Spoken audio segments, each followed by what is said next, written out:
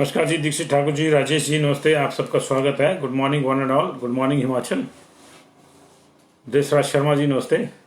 राजपूत समीर पठानिया जी, कैसे हैं आप? Yashpal Rao ji, all well. गुबार सिंह, विशाल राणा जी, पंकु सोढ़ी जी, मेहर सिंह जी, हेमलता शर्मा जी, अनुज रांगड़ा जी, रंजीत सिंह जी, नमस्ते। खूबराम जी, सला शास्त्री जी, पंकु सोढ़ी जी, सचिन सावंत जी, राहुल चड्ढा जी, प्रियंका शर्मा, गुड मॉर्निंग। ऋचा राठौर जी, नमस्ते। विवेक जी, नमस्ते। रविंद्र दत्त जी, नमस्कार। ये गब्बर सिंह है या गुबार सिंह है जी? क्या नाम है? मैं गुबार पढ़ रहा हूँ, GOBAR, गुबार सिंह। गुड मॉर्निंग आपको भी। पंकज जी, नमस्ते। सचिन सावंत जी, यशपाल भदौरिया जी, शीतल Thakur ji, good morning sir. और गुड मॉर्निंग चंद्रमोहन जी, के bike rider Mahesh Kumar ji, Vinod ji, Pradeep S, Aditya पंडित, अंजना विनोद कुमार, दीपक मोदगिल, राणा जी, भरतदेव राणा, वीरेंद्र ठाकुर, सबका स्वागत है जी। मैं संजीव शर्मा हूँ। अनिश कटोच जी, भारद्वाज निशु भारद्वाज, विजय लबाना, संजय कौशल, रुपेश रैना, आपका भी स्वागत है। खेम राज जी, आपका भी स्वागत है। नमस्कार जी, बहुत बहुत शुक्रिया आप सब लोगों का। मैं संजीव शर्मा हूं, आप हमारा गुड मॉर्निंग बुलेटिन देख रहे हैं। आज की खबरों के मैं विस्तार से जाने से पहले सुर्खियों की बात कर लेते हैं। आज की जो सुर्खियां हैं उसमें एक दिलचस्प मामला है। 18 दिन बाद एक महिला जिंदा होकर घर पहुंच गई है, जिसको कोविड से मरने के बाद उसका अंतिम संस्कार भी कर दिया गया। तो अंतिम संस्कार के बाद कोविड से मरी महिला 18 दिन बाद अपने घर पहुंच गई जिंदा। ये दिलचस्प मामला एक सामने आया। कहाँ का मामला है, क्या ये चीज़ है, ये दिख रहा है आपको। आज से निजी हॉस्पिटलों में पेड वैक्सीनेशन शुरू हो जाएगी हिमाचल प्रदेश में। इसके अलावा हिमाचल प्रदेश में ब्लैक फंगस के मामले लगातार बढ़ रहे हैं। खासतौर से हमीरपुर जिला इसकी चपेट में है। 6 केसेज अब तक हमीरपुर जिले के आ गए हैं। 2 और हमीरपुर के केसेज पिछले कल आए हैं। कुल मिला के 15 केसेज हो गए हैं। 4 लोगों की डेथ हो चुकी है, 11 जेर इलाज हैं। और उन जिनकी डेथ हो चुकी है उनको और जो जेर इलाज है वो उनको मिला के 6 केसेज जो है वो अकेले हमीरपुर जिले से हैं। तो लगातार ये मामले बढ़ रहे हैं और ये ब्लैक फंगस जो है अब हमारे लिए चिंता का विषय बनी हुई है। इसके बाद आपको बता देंगे कि अगर आप लोग विकास ढूंढ रहे हैं कि कहाँ है कहाँ नहीं है, तो वो विकास मिल गया है जी। और सबसे ज्यादा विकास जो है केरल के बाद हिमाचल प्रदेश में मिला है। जी हाँ, जो गवर्नमेंट ऑफ इंडिया का थिंक टैंक जिसको कहते हैं नीति आयोग, उसने विकास के मामले में हिमाचल प्रदेश को केरल के बाद दूसरे नंबर पे पाया गया। हालांकि आप चिंता नहीं कीजिए, केरल और हिमाचल के नंबरिंग में सिर्फ 1 का फर्क है, इसलिए 1 नंबर से विकास जो है पूरी तरह से हिमाचल में आने से पिछड़ गया। अदरवाइज यहाँ ये सबसे ज्यादा विकास होता। कैसे होता है इसको बताएंगे। सतत विकास को लेकर जो एक सर्वे कराया गया था नीति आयोग के द्वारा, उसमें अलग अलग राज्यों को अंक मिले हैं। केरल पहले स्थान पर रहा है और केरल को मिले 75 अंक, हिमाचल प्रदेश को 74 अंक मिले हैं और सबसे फिसड्डी जो है बिहार आया, उसको 52% मिले हैं। तो केरल के बाद हिमाचल, और हिमाचल के साथ तमिलनाडु जो है उसको भी 74 अंक मिले हैं। लेकिन हिमाचल क्योंकि छोटा राज्य है तो यहाँ अगर 74 अंक लिए विकास ने, तो फिर यहाँ पे विकास जो है बड़ा माना जाएगा, क्योंकि तो पहाड़ पे खड़ा है और केरल जो तमिलनाडु वो थोड़ा मैदान में है। तो ये चीजें सामने आई हैं। सस्ती ऊर्जा, स्वच्छ ऊर्जा और दूसरे जो आर्थिक विकास के काम हैं उसको लेकर जो है ये दिया है। ये मैं कहा कि हिमाचल प्रदेश ने मैं लोगों को सस्ती और स्वच्छ ऊर्जा मुहैया करवाई है। इसके अलावा प्रदेश में बेहतर काम और आर्थिक विकास हो, जिसके आधार पर राज्य देश भर में दूसरे नंबर पर है। आर्थिक विकास की बात हो रही है, ये अलग बात है कि हम लोग जो है अब 57,000 करोड़ के कर्जे में मोटा मोटा है इस वक्त। माफ कीजिए, 67,000 के कर्जे में इस वक्त है मोटा मोटा। और हर तीसरे महीने सरकार को जो है कर्जा लेना पड़ता है। लेकिन वो कर्जा जो है वो अपनी शान शौकत के लिए नहीं लेती, मंत्रियों की गाड़ियां खरीदने के लिए नहीं लेती, मंत्रियों के जो है ऐशो आराम के लिए नहीं लिया जाता। वो कर्ज आपके घर द्वार तक विकास को पहुंचाने के लिए लिया जाता है। इसके बावजूद भी अगर आपको किसी का सड़क में, अपने घर की सड़क के भीतर जो है आपको खड्डे दिखते हैं, तो आप मान के चलिए कि ये वो जो 26% बच गया, 26 नंबर बच गए, वो वाले खड्डे हैं। 26% वाले, 74% तो आपकी सड़क जो है वो ठीक होगी। अगर आपकी बिजली जो है दिन में 1 या 2 घंटे आपको कट लगता है तो आपको परेशान नहीं होना चाहिए, क्योंकि ये 26% वाला हिस्सा है, 74% आपको बिजली जो है आ रही है। तो ये आकलन इस तरह से किया हुआ जी। क्या आधार रहते हैं क्या नहीं, इसके टेक्निकल आधार रहते हैं। और कई बार स्थितियां जो है आपको कुछ लगती हैं और होती कुछ और है। तो आपको लगता है कि विकास नहीं हुआ है, लेकिन नीति आयोग जो कि इस पूरे मामले में एक अथॉरिटी है, उनको लगता है कि विकास हुआ है, और ना सिर्फ हुआ है कि बहुत ज्यादा हुआ है। 74% विकास जो है, यहाँ 74 अंक आए हैं, 74% की बात नहीं कर, 74 अंक आए हैं 100 में से। तो जो है ये फर्स्ट डिवीजन में पास हुआ है विकास यहाँ पे। तो जो जो लोग विकास ढूंढ रहे थे उनको बाहर जाने की जरूरत नहीं है, अपने घर के आसपास ढूंढे। मैंने कह दिया कि अगर सड़क में कोई खड्डा नजर आएगा तो मानिएगा कि 74 में से 26 अंक नहीं आए थे, 100 में से 74 आए थे, ये 26 अंकों वाला हिस्सा जो है आपका है, जहां विकास की नजर नहीं की होगी। क्योंकि विकास कई बार शहरों में भी भटक के रह जाता है। शहरों की चकाचौंध हर किसी को जो है वो आकर्षित करती है, तो विकास को भी कर ले तो क्या फर्क पड़ता है। तो बहुत बहुत शुक्रिया जी आपका इस खबर को सुनने के लिए, जुड़ाव करने के लिए। अगली खबर का जो है रुख करेंगे। हिमाचल प्रदेश में ब्लैक फंगस के मामले लगातार बढ़ रहे हैं। 2 और मामले कल रात आए हैं जिनकी सर्जरी कर दी गई आते ही। ये हमीरपुर से रेफर किए गए थे, दोनों पुरुष हैं और 40 से 55 के बीच में इनकी एज है। गांव इनका हम डिस्क्लोज नहीं करेंगे, लेकिन ये कोविड पॉजिटिव थे। इनकी आंख में कुछ प्रॉब्लम नजर आई तो डॉक्टरों को शक हुआ, इनको आईजीएमसी भेजा गया, वहां इनकी सर्जरी हुई और उसी दौरान जो है इस बात की भी पुष्टि होगी कि इन लोगों में ब्लैक फंगस थी। तो अब तक अगर ब्लैक फंगस के मामलों की बात करें, ब्लैक फंगस या जिसको म्यूकोरमाइकोसिस हम कह रहे हैं, अब तक हमारे पास जो है 15 मामले आ चुके हैं। इसमें से आईजीएमसी में 6 मामले हैं, 9 मामले आईजीएमसी में, 6 मामले टीएमसी यानी टांडा मेडिकल कॉलेज में। आईजीएमसी में जो 6 मामले हैं, 9 मामले हैं, उनमें से 6 हमीरपुर के, 2 सोलन के, 1 शिमला जिले का है। हमीरपुर जिला के 1 और सोलन जिला के एक मेल की डेथ हो चुकी है। इसके अलावा 2 मेल की डेथ हो चुकी है कांगड़ा में टांडा मेडिकल कॉलेज में। तो 4 लोगों की डेथ हो चुकी है और 11 लोग अभी जेर इलाज हैं। जो पहला केस हमीरपुर का आया था वो महिला अभी भी स्वास्थ्य लाभ ले रही है आईजीएमसी में। 42 ईयर्स की महिला, वो नेरी की थी। पहला केस था, उनका सफलतापूर्वक ऑपरेशन हुआ था, कईयों का हुआ था। बीच में जो 4 केसेस थे उनका ब्लैक फंगस इतना बढ़ गया था कि वो ब्रेन तक पहुंच गया था। लेकिन असली मामला ये है कि ये 20 तारीख से ये सारी चीजें शुरू हुई थी। तो अभी देखिए 15 दिन के भीतर जो है अगर हमारे पास 15 केस हैं तो दैट मीन्स कि डेली ब्लैक फंगस का भी एक केस आ रहा है। 15 दिन के भीतर 15 केसेस और 4 डेथ। इसको सामान्य रूप से नहीं लिया जा सकता, क्योंकि ब्लैक फंगस वैसे तो रही है, हमेशा से रही है। ब्लैक फंगस पुरानी बीमारी है और ये वातावरण में खासतौर से मिट्टी से जुड़ी फंगस है। ये किसी को भी जो है गंदी मिट्टी में अगर कोई काम कर रहा है और वहां उसको ये चिपक जाती है, और अगर आप घर आके जो है अपने हाथ पांव सही से नहीं धोते हैं, इवन कहीं कीचड़ साफ करने के लिए अगर आप नाली में उतरे तो, या फिर अगर आप खेत में से वापस आ रहे हैं तो अगर आप अपने हाथ पैर ठीक से नहीं धोते हैं तो ये आपको जो है घर कर जाएगी आपके शरीर में और धीरे धीरे बढ़ती जाएगी। डिपेंड करता है आपकी इम्यूनिटी पे। जिन लोगों को डायबिटिक है जो लोग, उनको ये ज्यादा परेशान करता है। और ये क्योंकि डायबिटीज वाले जो कोविड पॉजिटिव आए उनको स्टीरॉइड दी गई, तो ये उसका साइड इफेक्ट्स के रूप में भी उभर रही है। तो हिमाचल प्रदेश में ये चिंता का विषय बना हुआ है जी। आज से एक और चिंता आपकी दूर हो रही है कि सरकारी हॉस्पिटल में तो 18 से 44 साल की वैक्सीनेशन अभी बंद है, क्योंकि वैक्सीन उनको नहीं मिली है। लेकिन जो प्राइवेट हॉस्पिटल्स ने जिन्होंने अप्लाई किया था उनमें से जो है अब उनको वैक्सीन मिलनी शुरू हो गई है। 2 को वैक्सीन मिल गई है। एक जो जिंदल हॉस्पिटल है किन्नौर में, जिंदल हाइड्रो प्रोजेक्ट का संजीवनी जिंदल हॉस्पिटल, उसको वैक्सीन मिली है, और दूसरा फोर्टिस कांगड़ा को मिली है। जिंदल हॉस्पिटल जो है वो अभी पब्लिक को नहीं लगा रहा है, वो उसका क्योंकि हाइडल प्रोजेक्ट के साथ रिलेटेड है वो, तो हाइडल प्रोजेक्ट में जो कर्मचारी काम करते हैं उनके अभी उनको वैक्सीनेट कर रहा है। आगे जब उसके पास अगला कोटा आएगा, अगला बैच आएगा, तो हो सकता है किन्नौर के लोगों को वहां पेड वैक्सीन की सुविधा मिल जाए। लेकिन फिलहाल संजीवनी जिंदल हॉस्पिटल जो है किन्नौर का, वो विशुद्ध रूप से इन हाउस जो इंडस्ट्रियल कोविड वैक्सीनेशन सेंटर है जिसको कहते हैं ICVC जो है वो है। और ये जो है वहां पेड है, लेकिन उसके पैसे कंपनी दे रही है। ये आज से फोर्टिस में लग रही है, पिछले कल स्लॉट हुआ था। आज से डेली 9 बजे के आसपास खुला करेगा स्लॉट और आप इसको बुक कर सकते हैं। अब यहाँ कोविशील्ड लग रही है, 1-2 दिन में यहाँ कोवैक्सीन भी लगनी शुरू हो जाएगी। और नेक्स्ट वीक से ये दावा किया गया है फोर्टिस द्वारा कि जैसे ही स्पुतनिक भी अब बाकी राज्यों में आएगी, दिल्ली के बाद, दिल्ली के एम्स में लगनी शुरू हो गई है, तो यहाँ भी स्पुतनिक भी उपलब्ध होगी।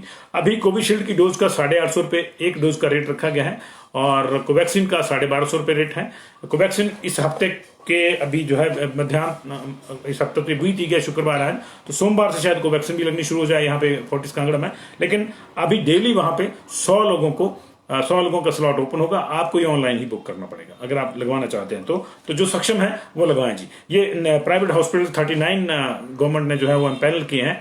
अभी धीरे धीरे उसमें सब में आ जाएगी, क्योंकि अभी प्राइवेट हॉस्पिटल्स को आनी शुरू हो गई है।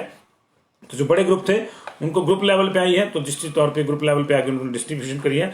लेकिन 39 हॉस्पिटल्स ओवरऑल इस प्रदेश में रजिस्टर हैं प्राइवेट वैक्सीनेशन सेंटर्स के रूप में, जहां पेड वैक्सीन लगेगी। तो जहां जहां लगेगी, जो जो सक्षम है वहां वहां लगवाएं, क्योंकि वैक्सीन, देखिए वैक्सीन समय पे लगवा लें आप, जितनी जल्दी हो सकता है उतनी जल्दी लगवा लें।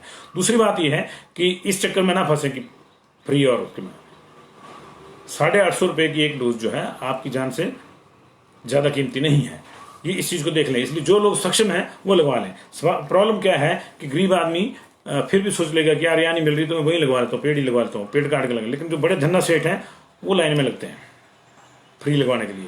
तो इस मानसिकता को त्यागना होगा। जो लोग 1000 रुपए की शराब एक जगह बैठ के पी जाते हैं, उनको सबसे पहले जाके वैक्सीन लगवानी होगी अपने लिए। और बाकी भी ये सामान्य टिप्पणी, ऐसा नहीं कि मैं शराब पीने वालों के खिलाफ हूँ, ये अपराध तो है नहीं शराब पीना, तो इसलिए मैं कैसे खिलाफ हो सकता हूँ उनके। लेकिन उद्यम मचाना जो वो अपराध है। तो मैं आपको छोटा दे रहा हूँ, हम छोटी छोटी चीज़ों पे बहुत खर्च कर देते हैं, लेकिन जब इस तरह की बात आती है, हेल्थ केयर की बात आती है, तो हम कहते हैं गवर्नमेंट में चलते हैं, वहीं फ्री में लगवाएंगे।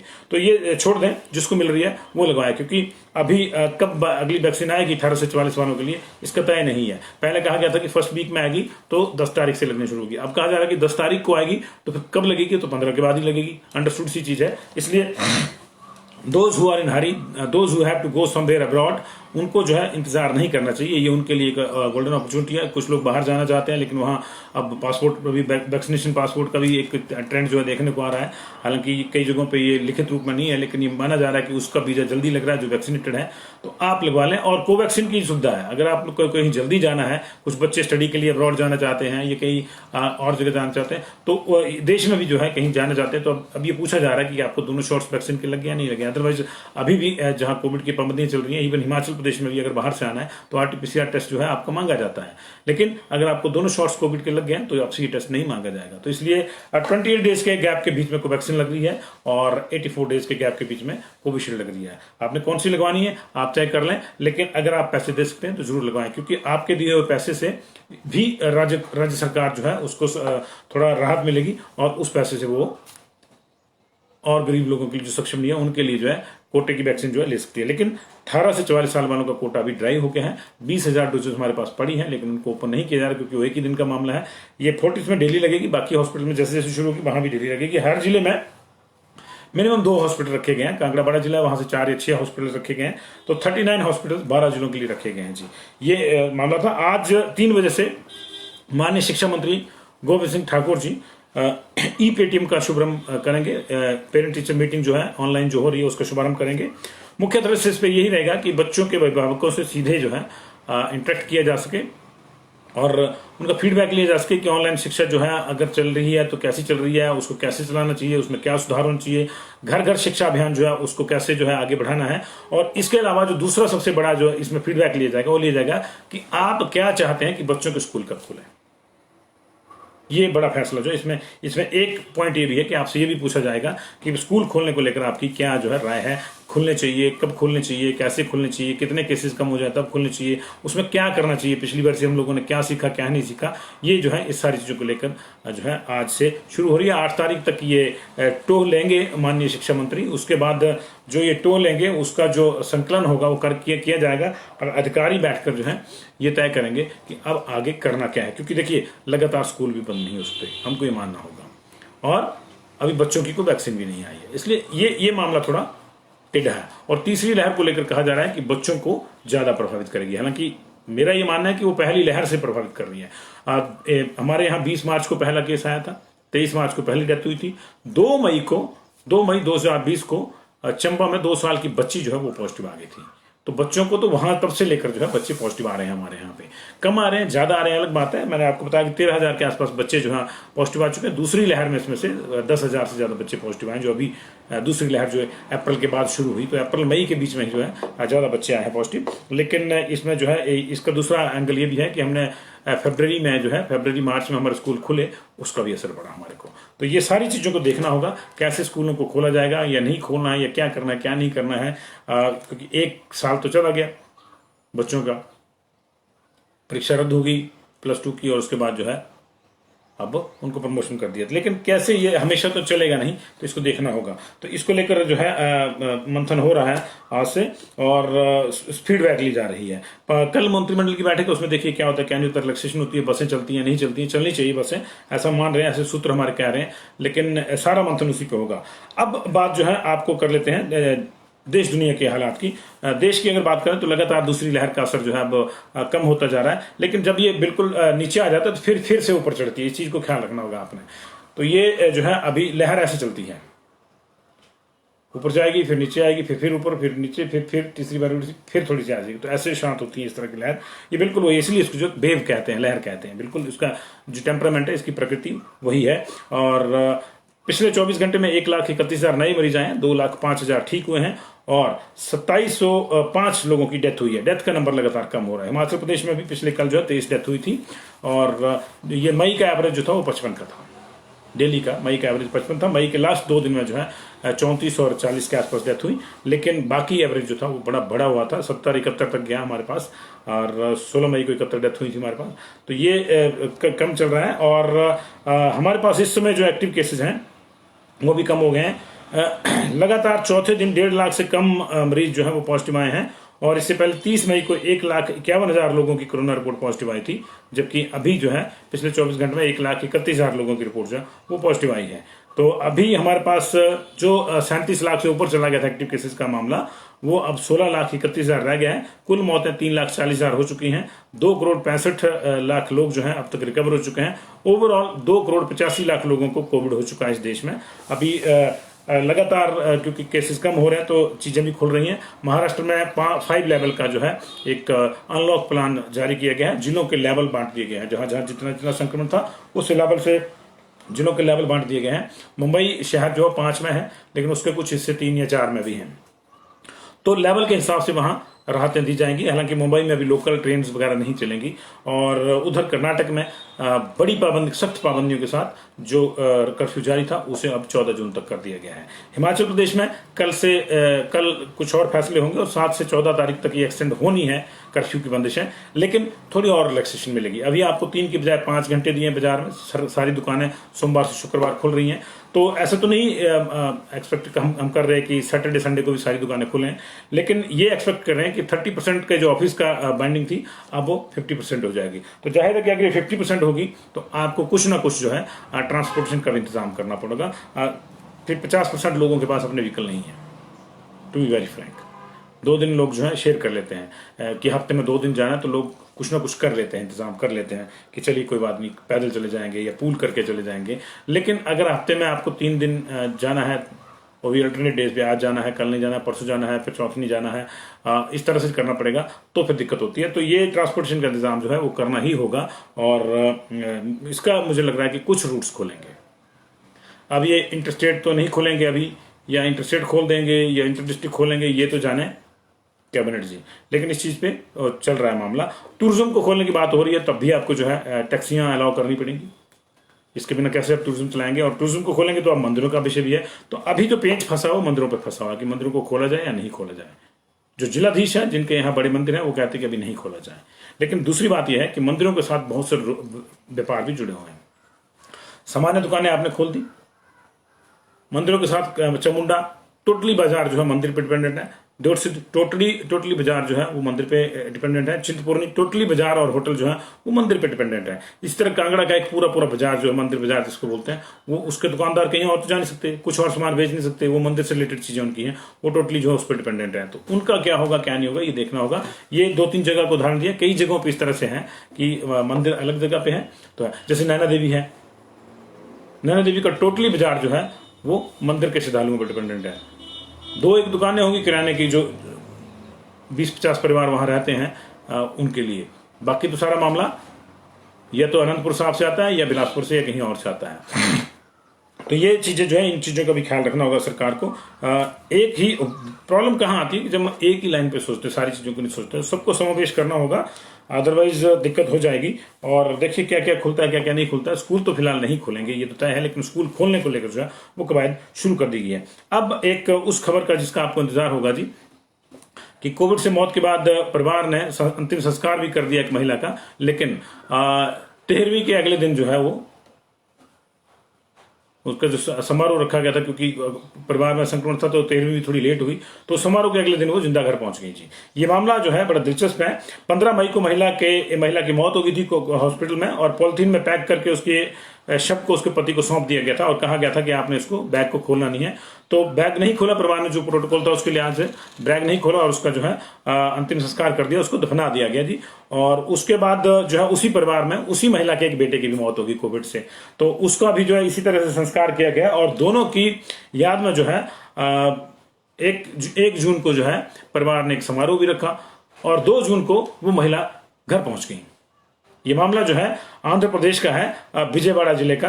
और जब वो महिला घर पहुंची तो उन्होंने बोला कि वो एक तो सारे सन रह गए, और महिला ने कहा कि वो बहुत नाराजगी उन्होंने जताई कि मुझे लेने कोई हॉस्पिटल में आया नहीं। तब जाके ये मामला खुला कि उनके पति लगातार कोविड वार्ड के बाहर रहकर उनकी सेवा शुश्रूषा कर रहे थे। एक दिन उन्होंने देखा कि उनकी पत्नी कोविड वार्ड में नहीं है। उन्होंने पास के कोविड वार्ड में ढूंढा, जब पूछा तो नर्सेज ने कहा कि आपकी पत्नी की डेथ हो गई है। वो मॉर्चरी में गए, मॉर्चरी में उन्होंने कागजात दिए और मॉर्चरी ने उनको एक शव दे दिया और वो गए और उस शव का जिस तरह से बताया था बिना खोले वो करके बिना देखे उन्होंने उसका अंतिम संस्कार उसको दफना दिया। वास्तविकता यह है कि उनको किसी और का शव दे दिया गया था। हमारे यहाँ भी ऐसे हुआ था, सोलन का आपको याद होगा, शव बदल दिए गए थे। अभी 2 दिन पहले जो है नदौन उपमंडल में भी ऐसे हुआ। हालांकि वहां पे जो है नदौन उपमंडल में एक साथ 3 डेथ हुई थी, तो किसी का शव कहीं चला गया, किसी का शव चला गया गलती से, वो ड्राइवर को एड्रेस पर नहीं लगा। लेकिन सोलन में बाकायदा शव सौंप दिया गया था परिजनों को कि आपके घर के बुजुर्ग की डेथ हो गई है। और बाई चांस उनको जो उनकी बिलोंगिंग्स का जो थैला दिया गया था उसमें देखा कि ये चीजें तो हमारे बुजुर्ग के साथ थी ही नहीं, तो उनको शक हुआ, तो उन्होंने बैग खोला तो पता चला कि किसी और की लाश है। तो इस तरह से होता है। तो ये भी दिलचस्प मामला है जी। सब कुछ हो गया, 13वीं में होगी, उसके बाद जो है वो महिला घर पहुंच गई। तो ये इस तरह भी हो रहा है। ये दिलचस्प मामला था, मैंने सोचा आपके साथ शेयर करें। बहुत बहुत शुक्रिया आपको आपका। और एक कल की खबर जो आपके सामने हमने कल भी बताई थी, आज भी बताई थी कि केंद्र ने जो है अब टीईटी टीचर्स एलिजिबिलिटी टेस्ट के लिए जो है तमाम शर्तें जो है वो रिलैक्स कर दी हैं। और जिसने एक बार टीईटी टेस्ट पास कर लिया, अब पूरी उम्र जो है अध्यापक बनने की पात्रता, जब तक उसकी नौकरी की पाने की उम्र है तब तक जो है उसके लिए वो उसको बार बार टीईटी नहीं देना पड़ेगा। पहले 7 साल तक थी इसकी वैधता, अब ये बैक डेट से 2011 से ये डिसीजन जो है लागू हो जाएगा। तो जिन्होंने 2011 तक टीईटी पास कर लिया था उन पे ये लागू हो जाएगा जी, उन पे लागू हो जाएगा। उससे पहले वाले बैच तो शायद नौकरी लग गए हैं, या उसके पहले वाले बैच को जब जिनकी नहीं लगी होगी उन्होंने दोबारा किया होगा विचार में। तो 2011 ऑन बार जो है ये प्रभावी माना जाएगा फैसला। ये जो है केंद्र सरकार ने जो एक बड़ी राहत दी है, क्योंकि लगातार जो है इस तरह की बातें आ रही थी। 2011 में ये सीमा भी तय की थी कि जो है टीईटी की जो है पहले 3, 5, 7 इस तरह से सीमा भी तय हुई थी। तो ये सारी चीजें जो है अब वहीं से बेब ऑफ हो गई हैं। थैंक यू वेरी मच जी, बहुत बहुत शुक्रिया आप लोगों का। अगर पेड वैक्सीन में आपका नंबर आता है, आप लगवाना चाहते हैं तो लगाइए। हमारी सलाह है कि जरूर लगवाइएगा अगर आप पेड लगवा सकते हैं जी। तो अभी है जी। अच्छा, कुल्लू में भी ऐसा हुआ था जी, कुल्लू में भी शब्द बदल दिया था। हाँ बिल्कुल बिल्कुल, बड़ा बड़ा कुछ हो रहा है जी। हमारे दर्शक देखिए हमसे भी ज्यादा खबरें हमको देते हैं। प्रेम राज चौहान कह रहे हैं कुल्लू में भी ऐसा हो रहा है जी। और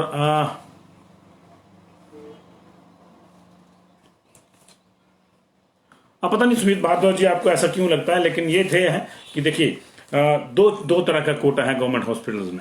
एक तो है 45+ और बुजुर्गों तक सारा जी, उसमें कोई दिक्कत नहीं है, वो पेड नहीं है, वो जो है उसके लिए राज्यों को पैसे नहीं देने पड़ते हैं, और सारे का सारा फ्री मिल रहा है सेंटर से। जो 18 से 44 साल के लोगों को वैक्सीन लगवानी है उसके लिए राज्य को पैसे देने पड़ते हैं। राज्य को रेट भी तय है उसका, 450, 600 कुछ इस तरह से रेट भी तय है, उसके लिए पैसे देने पड़ते हैं राज्य को। राज्य जितने पैसे देगा उस हिसाब से डोजेज आएंगी। हमारे राज्य ने 1,60,000 रुपए के पैसे जमा करवाए हैं, लेकिन डोजेज अभी आई नहीं है क्योंकि प्रोडक्शन का मामला चला हुआ है। और प्रायोरिटी जो है वो अभी 45+ वालों को दी गई है।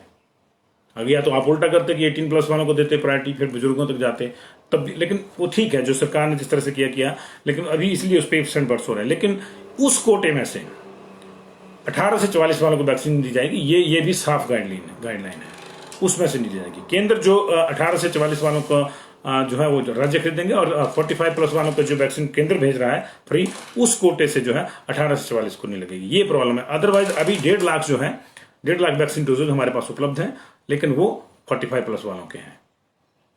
तो ये है मामला। तो इसलिए अगर पेड लगवा सकते हैं तो कोई दिक्कत नहीं, इवन 45+ वाले भी पेड लगवा सकते हैं तो कोई दिक्कत नहीं है। लेकिन अभी जो है 18 से 44 वालों की पेड शुरू हुई है, 2-3 दिन में देखिए क्या होता है क्या नहीं होता है जी। तो ये है, बाकी ये कहने की बातें हैं कि जी अब वहां नहीं लगेगा, वहां लगेगा, वहां नहीं लगेगा, वहां लगेगा। यही लोग जो अभी कह रहे हैं कि जब गवर्नमेंट हॉस्पिटलों में मिलनी बंद हो जाएगी, ये हो जाएगा, वो हो जाएगा, यही लोग पहले कहते हैं कि हमने नहीं लगवानी है, सरकार हमको वैक्सीन जो है ट्रायल कर रही है, हमारे पर मारने के लिए लगा रही है। तो वो लोगों के मुंह नहीं पकड़े जा सकते जी। शुरू में जब वैक्सीन आई तो डॉक्टर्स ने भी मना कर दिया कि हम नहीं लगवाएंगे, हेल्थ वर्कर्स ने मना कर दिया, फ्रंट लाइनर्स ने मना कर दिया, बुजुर्गों ने उत्साह दिखाया कि कोई बात नहीं, देखी जाएगी यार। उनके मन में शायरी भावना होगी कि कोई बात नहीं, इसको देख लेते हैं क्या होता है। जब बुजुर्गों ने बड़ी थोक में लगवा लिया तो फिर दूसरों को लगा लगवानी थी, उतनी देर में दूसरी लहर आ गई तो हर कोई कहने लगे मुझे लगाओ, मुझे लगाओ। तो ये हम लोगों की जो मानसिकता है, ये असली परेशानी ये है कि जब चीज मिल रही होगी तो नहीं लेंगे, जब नहीं मिल रही होगी तो बोले अब सबसे पहले मेरे को दो। तो ये दिक्कत है। तो मिल रही है जी, जो लगवा सकता है वो पेड करके लगवा ले, ऐसी कोई दिक्कत नहीं है। और अच्छी बात है, अगर आपको लगता है कि सरकार ने पैसे लेके गलत किया तो आप ये मान के चलिए कि आप जो पैसा दे रहे हैं वो कहीं ना कहीं चैरिटी में काम हो रहा है। ठीक है, आपने प्राइवेट हॉस्पिटल में लगाई, पेड लगी, लेकिन उतना पैसा सरकार का बचा उसी डोज का, उतने पैसे में सरकार किसी गरीब को लगवा देगी। आप ये मान के भी चल सकते हैं, जिंदगी आपकी है, तय आपने करना है कि आपने इसको फ्री में जीना है या थोड़े से पैसे खर्च करके जो है इसको सेव करना है। बहुत बहुत शुक्रिया आप लोगों का। इस पे ज्यादा टिप्पणी इस पे ज्यादा नहीं कर सकते। जो सक्षम है लगवाएंगे, पेड भी लगवाएंगे, ऐसा नहीं है कि पेड में कोई स्लॉट खाली जाएगा। कल जो स्लॉट खुला उसकी कई लोगों को जानकारी नहीं थी, कांगड़ा में कुछ लोगों को जानकारी थी, लेकिन वो 5 मिनट में बुक हो गया। आज का स्लॉट जो है देखा, अभी सुबह में खोल रहा था उसको और वो 10 सेकंड के अंदर अंदर वो भी बुक हो गया कांगड़ा का। तो अभी स्थिति है, इसका मतलब लोग लगवा रहे हैं। Thank you very much ji.